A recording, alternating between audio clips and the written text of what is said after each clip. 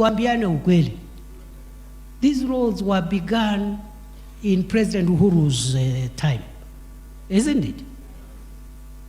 Lakini ile kisirani iko is as if it is William Ruto who started these roads and stalled them. These roads were begun in 2015, 2016, and they stalled even in the first term of Uhuru Kenyatta. Na hakuna mtu alipigia Uhuru Kenyatta makelele. Tuambiane ukweli.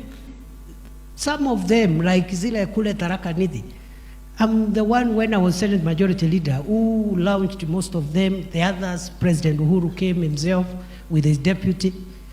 The inter-county ones, like hii ya Geaki Miomponi, tulifanya na Daudi.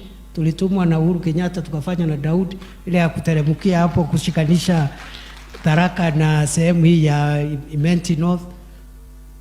Lakini ile kelele rais anapigiwa is as if those roads were started yesterday and they stopped. Well, umesikia Uhuru Kenyatta anapigiwa makelele Meru?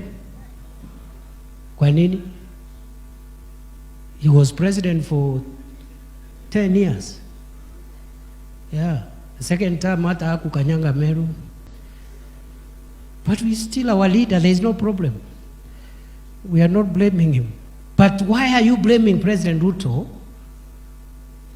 And we are accounting for, we are saying this is what we are doing and this is what we are doing, and you can see some of the effects of our efforts are bearing fruits. Why don't you give us time? It's not fair. We will revive the stalled road projects.